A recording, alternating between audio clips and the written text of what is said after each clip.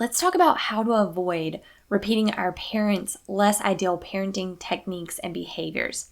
Even the best of parents have made their share of mistakes and could have handled certain situations differently. It's just part of being human.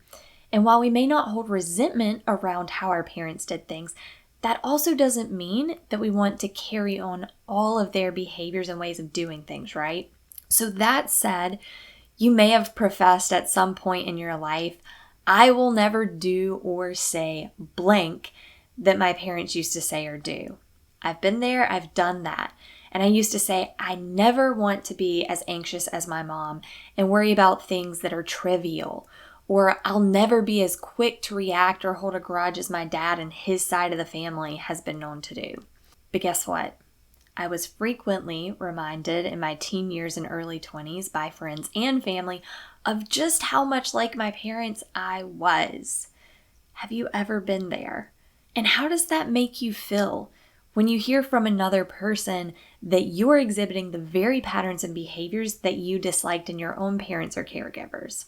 If you are like I was, I would become defensive and reply, I am nothing like them. Only to now reflect back and realize, no, I was a mirror image of their mannerisms. But why? Why would any of us exhibit the very behaviors and habits that we dislike or even despise in others? Well, if you've listened to any of my previous episodes, you may have a clue or already know the answer to this question. And that is, we learn through modeled behavior. Have you ever heard monkey see, monkey do? Well, humans see, humans do. And this starts at a young age. When I was an early childhood teacher, one thing that I would pay close attention to was how children spoke to dolls and stuffed animals during playtime, and even their peers. Oftentimes, they would model the exact same encouragement or discipline that their own parents practiced with them. If your child ever played schoolhouse at home and had you play the role of the student, there's a good chance how they teach you or how they taught you is how they have been taught by either their current teacher or prior teachers. So in short, the reason we find ourselves doing and saying things that we swore we would never do is because it's been encoded in us through modeling from a young age. And in order to break these habits and traits, we must reprogram our brains, breaking the strong neural pathways that have been reinforced throughout the years and create new ones. And here is how we do that. First, bring awareness to what you want to change. What do you find yourself saying and doing that you no longer want to say or do? And ask yourself, what is the objective behind each of these actions or statements? It's likely that just like your parents, you're doing and saying these things with good intention and purpose, even though it may not be the most effective or emotionally intelligent way of doing things. For example, let's say you find yourself saying to your child, "What's wrong with you? Stop doing that." And then you feel terrible after you say it.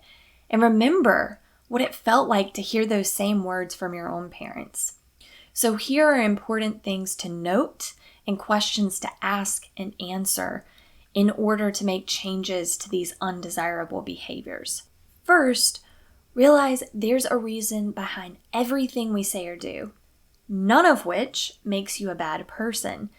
Instead, we're a person trying to meet a need or solve a problem with ineffective, undesirable, and sometimes harsh or harmful words and behaviors. That said, we need to identify the need or purpose behind our words and actions and become aware of any triggers that may have aided in our reaction. So ask yourself, what prompted this response? Was it something your child did or said that triggered you? If so, why did that trigger you? Were you already having a stressful day prior to your reaction? Was something weighing on your mind? Or were you just carelessly running a conditioned response that was delivered to you by your parents in the same or similar situation? Next, ask yourself, what was your reasoning or need behind your words or actions? And finding the answer to this particular question can be quite tricky because it's likely your first answer is not the core answer. For instance, with this example used, the parent might say, the reason behind me saying what I said was to get them to stop doing what they were doing. They look silly or they were acting ridiculous, and I don't want them making a fool of themselves. So to that response, I might ask, what about what they were doing was silly or ridiculous? Who are you concerned about them making a fool of themselves in front of? Now the parent may reply, that behavior just isn't normal. I don't like it. I don't want people seeing my child doing that and think something is wrong with them or they're immature. And to that response, or to those responses, I would ask them, why is it so important for you that your child acts quote unquote normal? Do you see normal as the only acceptable behavior? Why do you care what others think of your child? And this parent may reply, well, if I acted like that as a child, I would have been made fun of. And I don't want that for my child. And I care what other people think because I see my child's behavior as being a reflection of me. And there's your answer. Finally, I might ask that parent, what have you done or could you do to instill confidence in your child so they can be their authentic self and not feel the impact of others' judgment? And what might you need to do to address within yourself so your self-worth and values are not attached to your child? So based on this hypothetical parent's answer, the core reason and need behind their response were, 1, they wanted to protect their kid from being made fun of for acting abnormal, and 2, they're dealing with their own insecurities and see their child's quirky behaviors as a negative reflection on them based on their personal perspective.